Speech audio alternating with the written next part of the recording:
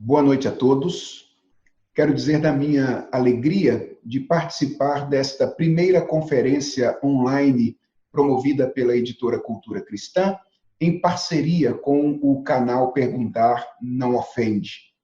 Certamente estamos vivendo um momento atípico na história da nossa nação, na nossa história como igreja contemporânea, e é motivo de alegria vermos a movimentação da igreja nesses dias para continuar cumprindo a sua missão e exercendo o seu ministério, mantendo a chama da fé acesa no seu coração, se esforçando para continuar conhecendo ao Senhor por meio do conhecimento da palavra e fazendo aquilo que o Senhor nos mandou fazer, que é proclamar a salvação que existe no nome do Senhor Jesus Cristo. É com alegria que eu recebo o privilégio de abrir esta conferência com esta primeira exposição, conferência que tem como título E agora, como viveremos?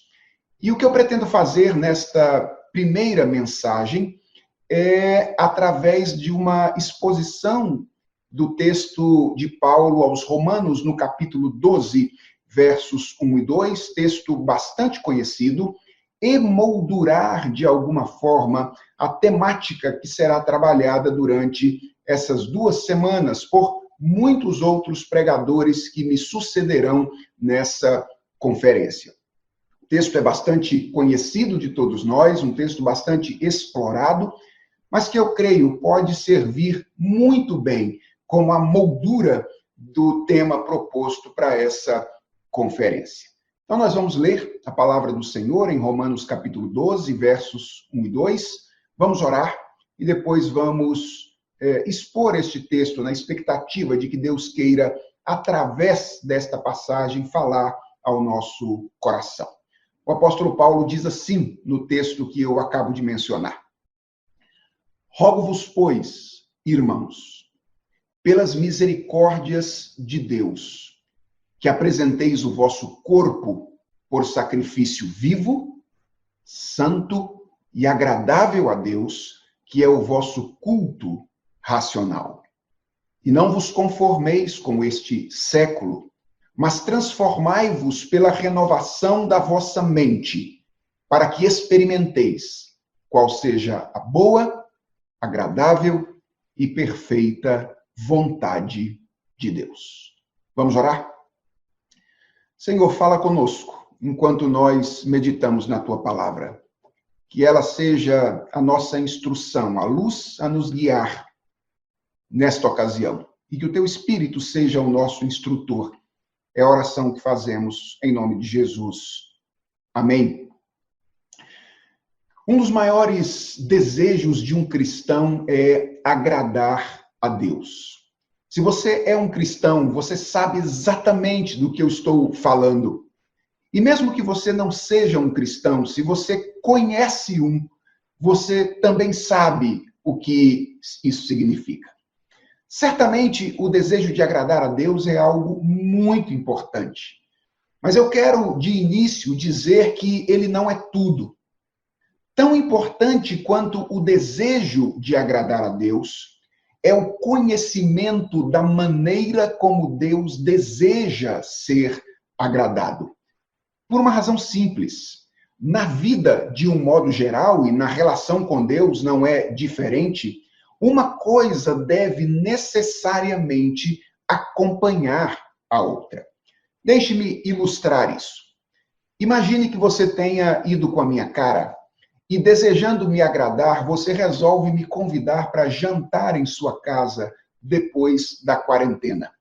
Então, nós acertamos a data e, na semana do jantar, você está reunido com a sua família e pergunta: o que nós vamos fazer de jantar para o pastor? O seu marido, então, responde: olha, se eu fosse você, eu faria aquele frango com quiabo. É imbatível. Ninguém faz frango com quiabo como você. Sua filha olha com a cara meio torta e diz: frango com quiabo? O pastor é mineiro. Ele já cansou de comer isso. faz aquele risoto de família com arroz negro.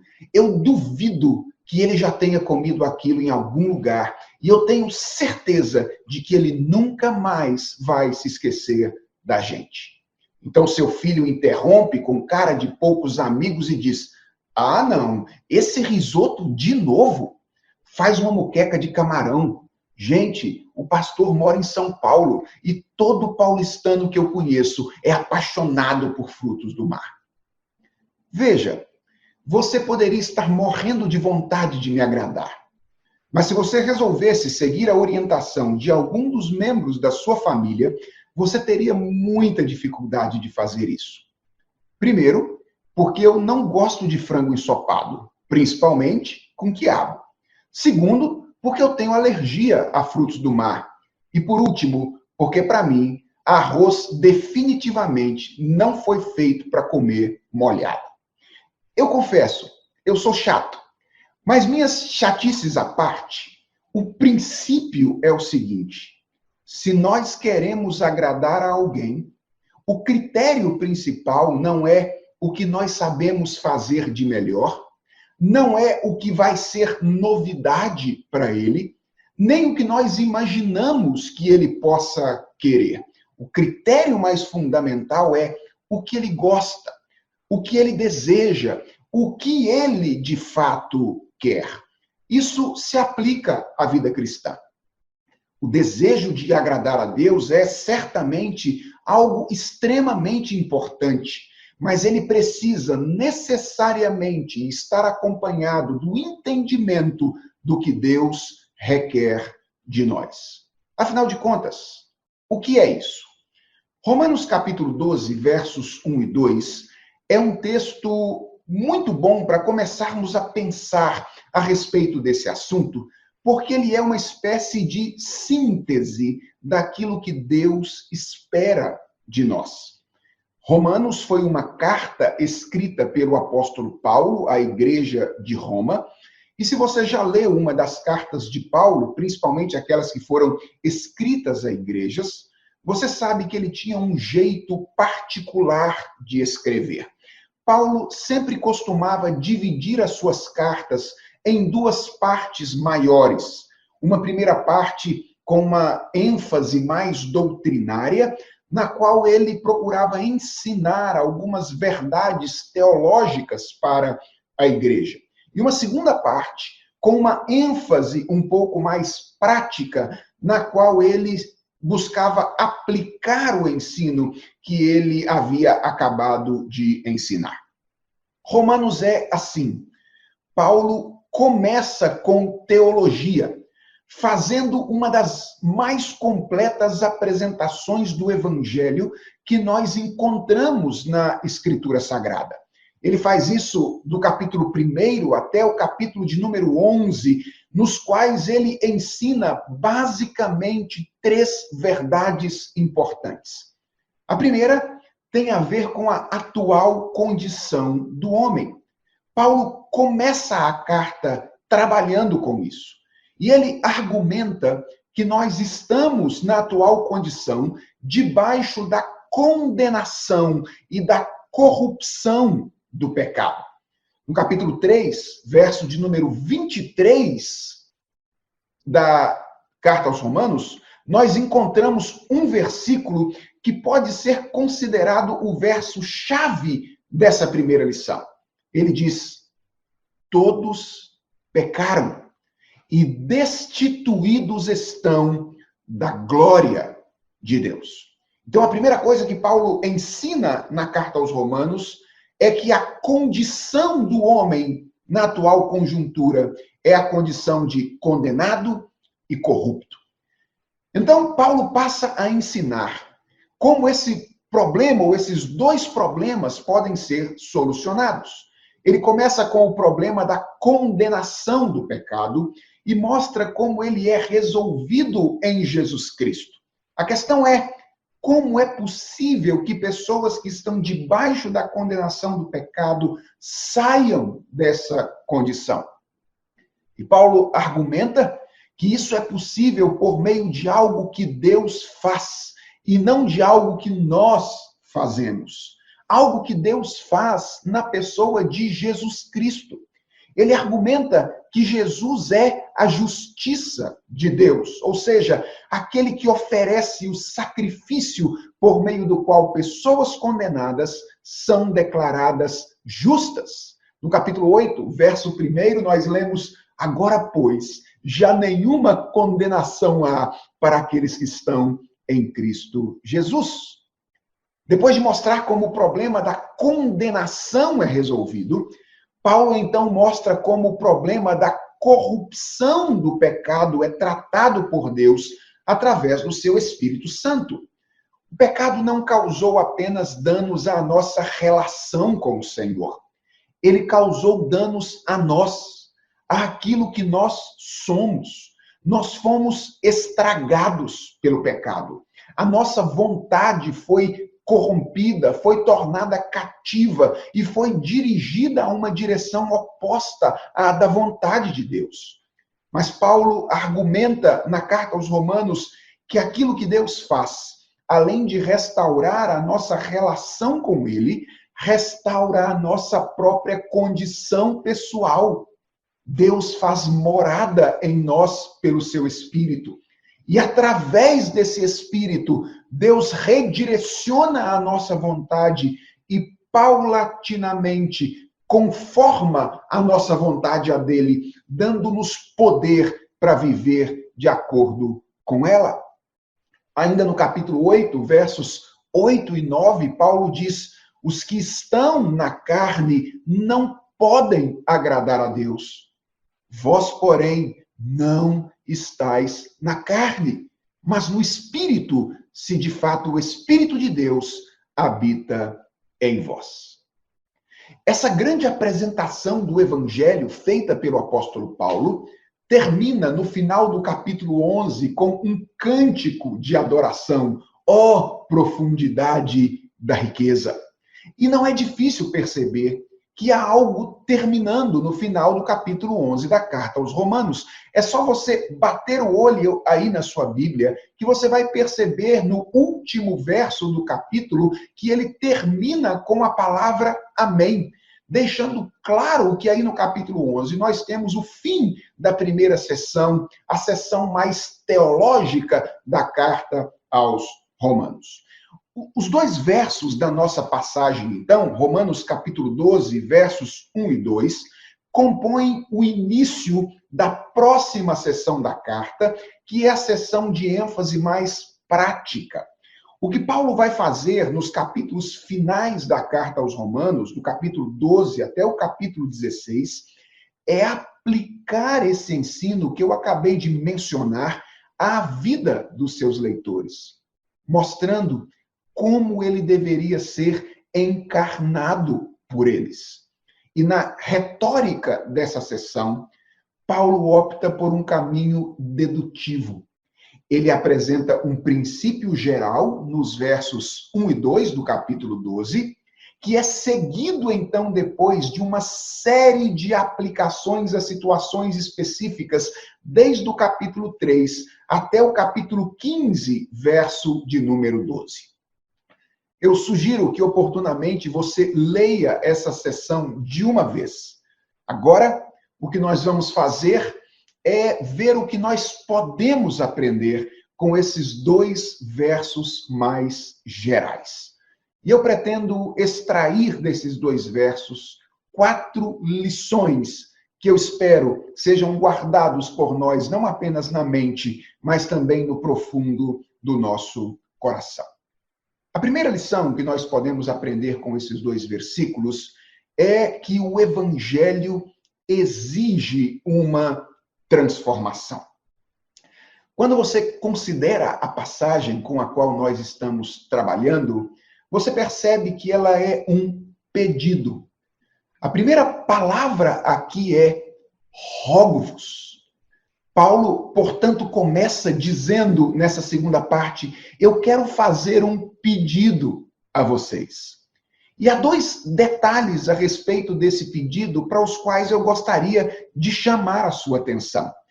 O primeiro é o de que ele é um pedido apostólico inspirado. Isso significa que ele é um pedido autoritativo, que não deve ser recebido como uma exigência de cumprimento facultativo apenas, mas como uma exigência de cumprimento obrigatório. É pedido, mas não é só pedido, porque é um pedido feito por um apóstolo debaixo da inspiração do Espírito Santo. Nós devemos, portanto, encarar esse pedido como uma ordem. E o segundo detalhe é que ele é um pedido fundamentado.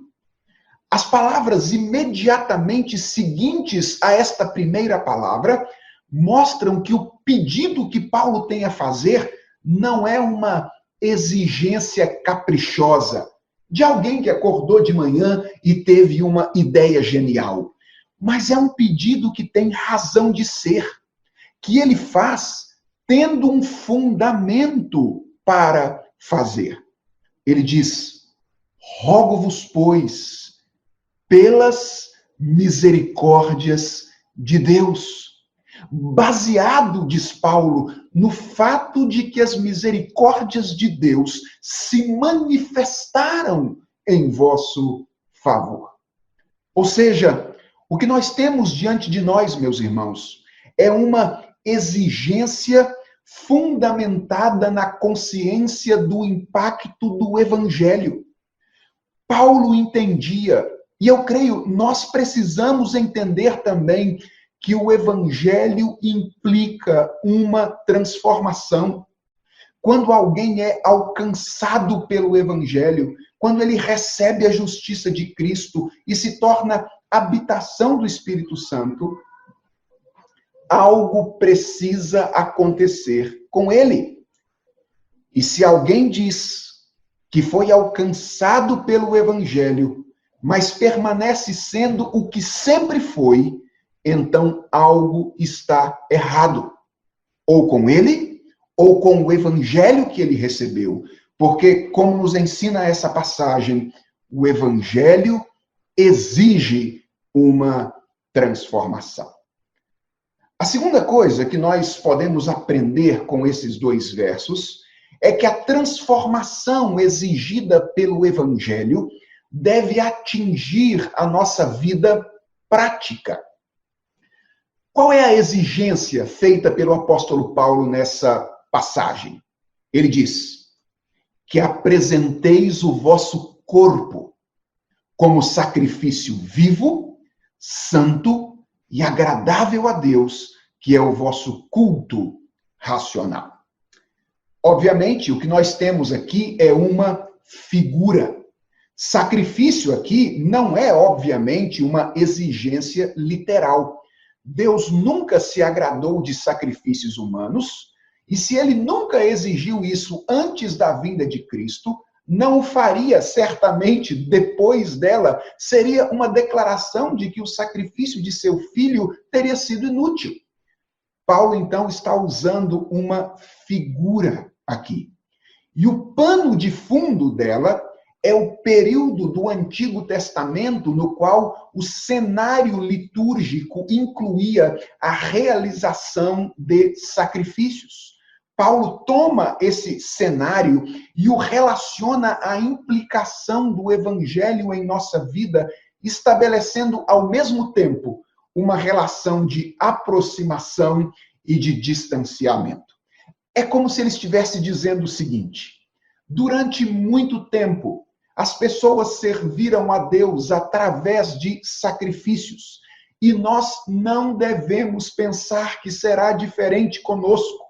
Agora, mesmo depois da vinda de Cristo, nós devemos continuar fazendo isso, nós devemos continuar sacrificando. Esta é a aproximação que Paulo faz da nossa condição com a figura ou com aquele período veterotestamentário. Mas Paulo deixa claro que o sacrifício que nós oferecemos agora é um sacrifício diferente, e aqui está o distanciamento. Porque enquanto o sacrifício no Antigo Testamento era algo trazido pelas pessoas, Agora, o sacrifício não é mais algo que nós trazemos, somos nós mesmos. Enquanto os sacrifícios do Antigo Testamento eram sacrifícios mortos, portanto, estáticos, o sacrifício agora não é mais um sacrifício morto, não é mais um sacrifício estático, mas é um sacrifício vivo, um sacrifício dinâmico. Além de ser dinâmico, é santo, diz o apóstolo Paulo, no sentido de que ele é singular em relação a todos os sacrifícios anteriores e ele é agradável a Deus, no sentido de que este é o sacrifício do qual Deus verdadeiramente se agrada. Eu sei que em nossos dias pode ser estranho falar do serviço que prestamos a Deus em termos de sacrifício. Isso porque a ideia de sacrifício no ambiente evangélico brasileiro está muito relacionada à ideia de um esforço humano que geralmente envolve uma privação ou então um sofrimento voluntário que tem o propósito de conquistar o favor divino. Mas deixa eu dizer duas coisas a vocês. Primeiro, esse uso da palavra não é etimologicamente necessário. Sacrifício é uma palavra que significa simplesmente tornar sagrado. E a segunda é que esse uso que o cenário evangélico brasileiro costuma fazer dessa palavra está teologicamente errado. Os sacrifícios nunca tiveram esse objetivo. O favor divino não é algo que um pecador possa usar. Caso contrário, não seria favor. Os sacrifícios sempre foram, das duas, uma, ou proclamações dramáticas do que Deus haveria de fazer, no caso, principalmente dos sacrifícios de animais, ou então, ofertas de gratidão pelo que Deus já havia feito, como no caso dos primeiros frutos de uma colheita, por exemplo. Eu creio que é nesse segundo sentido que Paulo se vale da ideia de sacrifício aqui.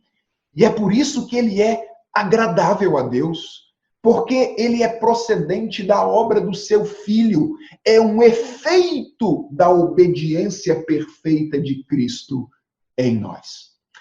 Quer estranhemos, quer não, o fato é que Paulo descreve a transformação exigida pelo Evangelho aqui nessa passagem em termos de uma entrega sacrificial. Mas de maneira prática, do que ele está falando?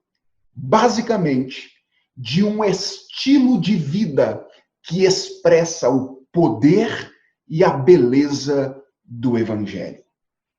É por isso que, ao falar a respeito dessa entrega, o texto se refere ao nosso corpo. Paulo diz que apresenteis o vosso corpo. Certamente, Paulo não se refere ao corpo aqui porque ele tinha uma antropologia materialista. Ele sabia que a dimensão mais fundamental da existência humana, onde as transformações verdadeiras acontecem, é o coração, é a nossa dimensão imaterial. Mas mesmo assim, ele menciona o corpo. E ele faz isso porque o corpo é a dimensão das nossas realizações concretas. É aquilo com o que nos movimentamos, com o que nos expressamos e pelo qual nós damos concretude a quem verdadeiramente somos. E é isso que Paulo deseja enfatizar ao usar essa palavra, que a transformação exigida pelo Evangelho é uma transformação que deve atingir a nossa vida prática. Então, a primeira coisa que aprendemos com esta passagem é que o Evangelho exige uma transformação. A segunda é a de que a transformação exigida pelo Evangelho deve atingir a nossa vida prática. A terceira coisa que aprendemos com esta passagem é que a transformação exigida pelo Evangelho possui uma extensão abrangente. É muito comum as pessoas interpretarem essa exigência como se ela dissesse respeito à nossa vida de igreja, especialmente às nossas reuniões. E eu acredito que isso acontece principalmente por causa da expressão final do verso de número 12, que é a expressão culto racional. Muitas pessoas, inclusive, utilizam essa expressão para defender um modelo litúrgico exclusivamente racional, para não dizer racionalista, no qual a dimensão afetiva deveria estar completamente ausente. Vejam, embora eu concorde com a necessidade de redescobrirmos a dimensão racional do culto público, sem cairmos, obviamente, no racionalismo, eu creio que usar essa passagem como se ela estivesse se referindo especificamente ao culto público é um equívoco. E esse equívoco contribui para uma visão reducionista da vida cristã, segundo a qual a igreja e o culto são vistos como os únicos ambientes de serviço a Deus. No fundo, irmãos, é assim que muitos cristãos pensam, que a vida no Evangelho apenas adiciona às suas obrigações cotidianas as obrigações eclesiásticas. Que a diferença entre o cristão e o incrédulo é simplesmente que um vai à igreja e o outro não. Mas definitivamente não é esse o ensino dessa passagem. Quando fala da transformação exigida pelo Evangelho, Paulo não tem em mente aqui apenas o que nós fazemos na igreja, apenas aquilo que nós fazemos no culto ou na companhia dos nossos irmãos.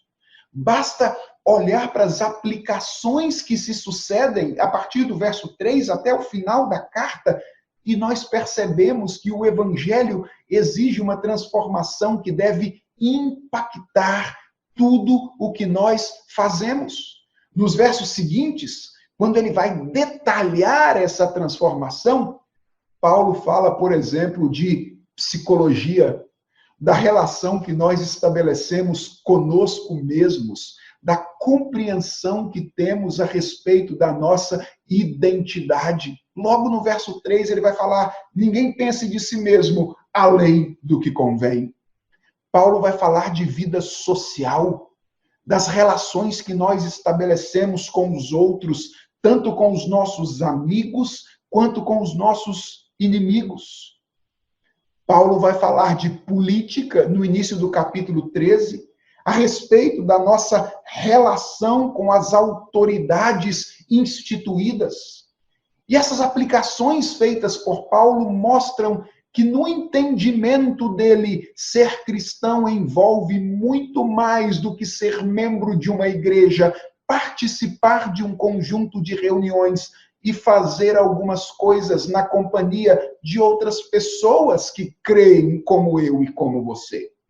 É claro, tudo isso é importante, mas isso não é suficiente. Ser cristão tem a ver com as decisões que nós tomamos, com as escolhas que nós fazemos em cada uma das dimensões da nossa existência.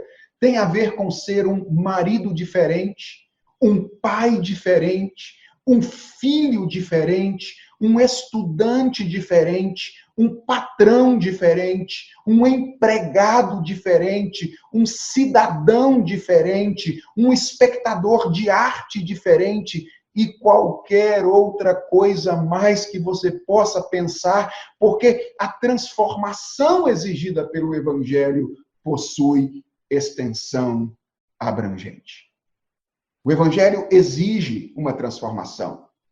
Essa transformação é uma transformação de natureza prática que deve atingir a nossa vida concreta. E essa transformação não deve atingir apenas dimensões específicas da nossa existência, mas deve atingir a nossa vida como um todo. Mas há uma quarta e última lição que eu gostaria de compartilhar com vocês na exposição desta passagem. É a de que a transformação exigida pelo Evangelho passa, dentre outras coisas, por uma mudança em nossa maneira de pensar. Até aqui, nós, analisando o verso 1, aprendemos que quando nós somos atingidos pelo Evangelho, uma transformação prática que envolve toda a nossa vida precisa acontecer. Agora, no verso de número 2, nós somos apresentados a uma condição para que isso aconteça. E eu creio que o segredo para entender o lugar deste verso na dinâmica da passagem é compreender a expressão boa, perfeita e agradável vontade de Deus. Na grande maioria das vezes, nós interpretamos essa expressão como se ela se referisse a algo misterioso, uma espécie de vontade particular de Deus relacionada à nossa história individual que está oculta, escondida e que Deus vai nos revelar se nós formos obedientes. Mas a verdade, irmãos, é que essa interpretação não combina bem com o contexto dessa passagem. Lembre-se, Paulo está escrevendo uma carta a uma igreja. Essa passagem possui, portanto, uma natureza comunitária. E ele está ensinando a essa igreja o que é o evangelho e qual é a resposta esperada de todos aqueles que foram alcançados por ele. Vontade de Deus aqui tem a ver com isso. Isso é o que Paulo ensina no verso 1 da passagem. Não faria muito sentido ele se referir agora à vontade de Deus num sentido diferente no verso de número 2. Experimentar, portanto, a boa, perfeita e agradável vontade de Deus é sinônimo de experimentar uma vida inteira transformada pelo Evangelho. Esta é a boa, perfeita e agradável vontade de Deus. Que aqueles que foram recebidos na comunhão de Cristo, aqueles que se tornaram habitação do Espírito Santo, possam expressar de maneira plena o Evangelho na sua maneira de viver. Nada, absolutamente nada, deveria ser mais significativo para um cristão do que isso.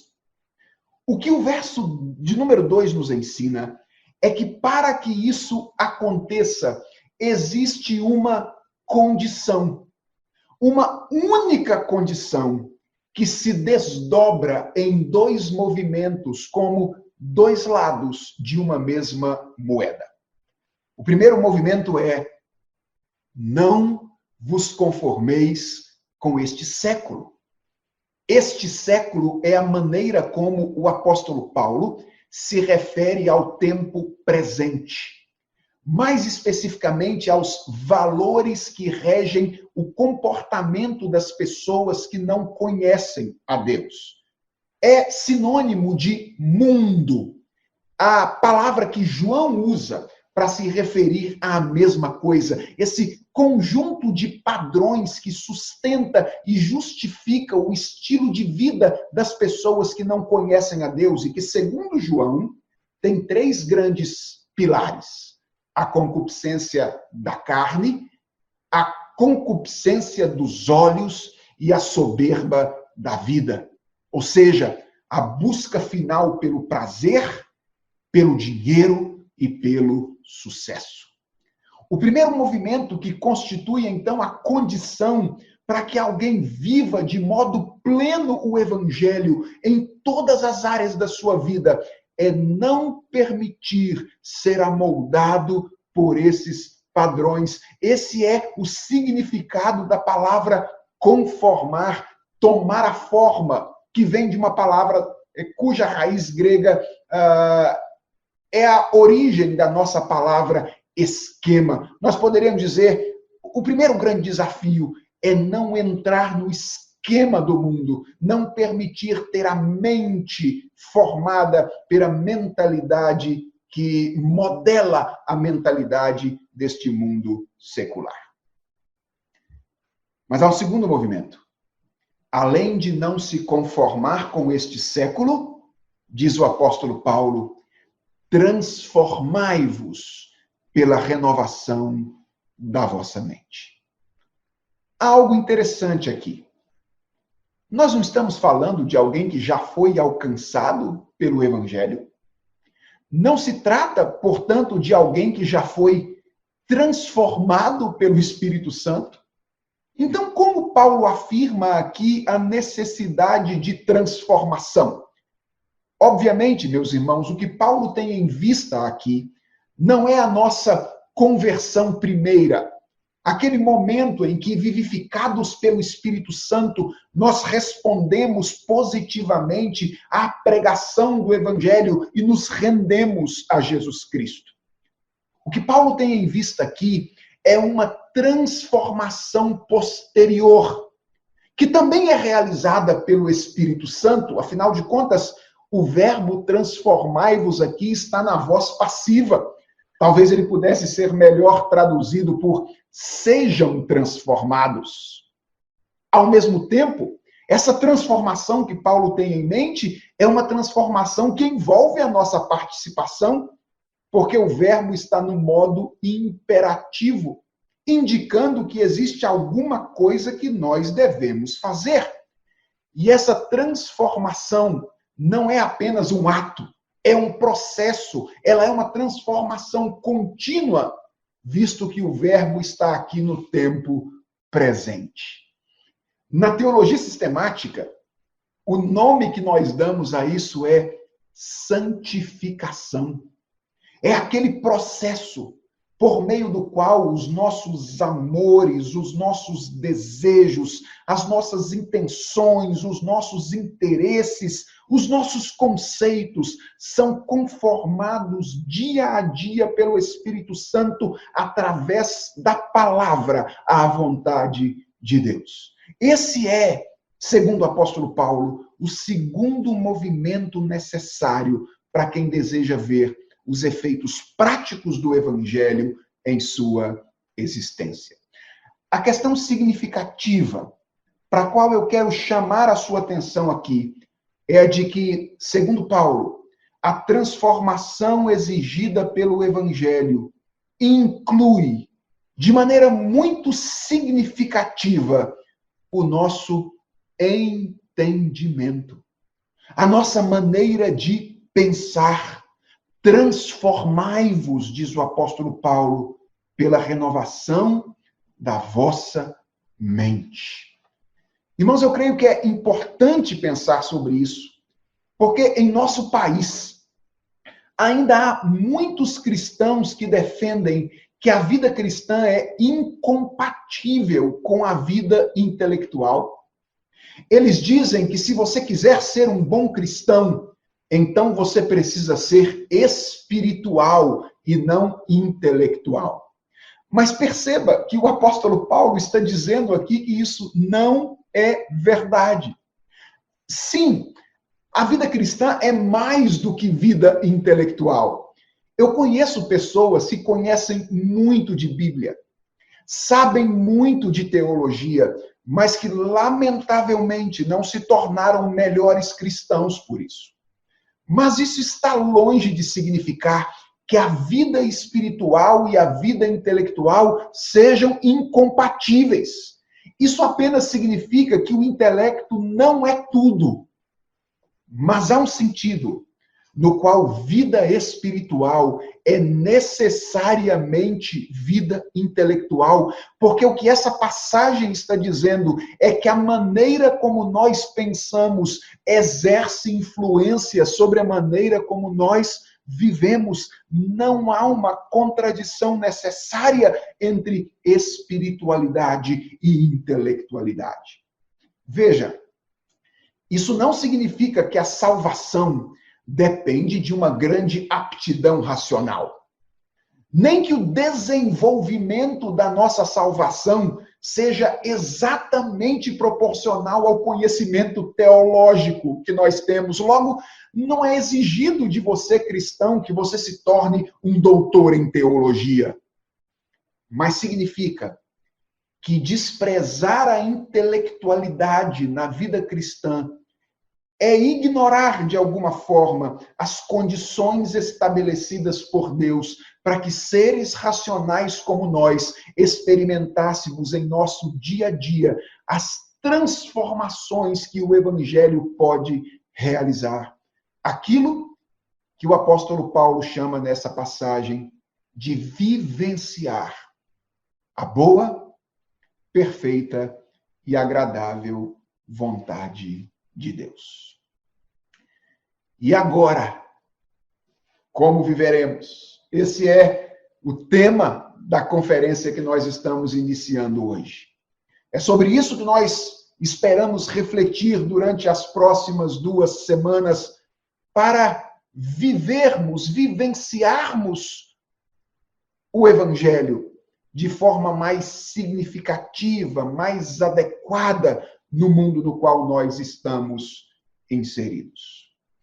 A resposta do apóstolo Paulo aos Romanos, com a qual eu creio é relevante começar a nossa conferência, é esta: se queremos agradar verdadeiramente a Deus, nós devemos viver fazendo de nossa vida uma resposta de gratidão ao que Ele fez por nós, vivendo cada uma das dimensões de nossa existência à luz da sua vontade. E o segredo para isso, diz o apóstolo Paulo, é com o auxílio do Espírito Santo, que age por meio da palavra, não permitir que o nosso coração seja modelado pelos valores do mundo no qual nós vivemos, mas lançá-lo, o nosso coração, a um constante movimento de transformação que passa, dentre outras coisas, significativamente pela nossa constante mudança na maneira de pensar. Meu desejo, ao abrir essa conferência, é que ela seja mais uma oportunidade para isso, para que a nossa mente e coração sejam conformados à vontade revelada do Senhor, a fim de que a nossa vida como um todo, em todas as suas dimensões, seja profundamente impactada pelo Evangelho. Vamos orar? Senhor nosso Deus, a Tua palavra nos ensina que Tu nos chamaste para expressar de maneira prática a transformação que aconteceu em nosso coração. E nós aprendemos, através da Tua palavra, que esta mudança deve ser vista na nossa vida em todas as dimensões, passando inicialmente pela mudança da nossa maneira de compreender o mundo e a vida. Senhor, nós vivemos em um mundo mau. Sabemos que há inúmeras vozes ao nosso redor que clamam pela nossa fidelidade, que desejam moldar o nosso coração, a nossa maneira de pensar o mundo. Nós queremos pedir ao Senhor, continua nos guiando por meio do Teu Espírito e palavra, a Tua visão sobre a realidade. Usa essa conferência, Senhor. Todos aqueles que haverão de usar da palavra, que o façam com habilidade para conduzir todos aqueles que estão participando dela a uma percepção mais clara das transformações que devem acontecer em sua vida como um todo. Transforma-nos, ó Deus, de dentro para fora, de modo que as nossas atitudes revelem de maneira clara o coração transformado dia a dia pelo Espírito do Senhor. Esta é a nossa oração, que fazemos em nome de Jesus, o nosso Senhor. Amém. Que Deus o abençoe.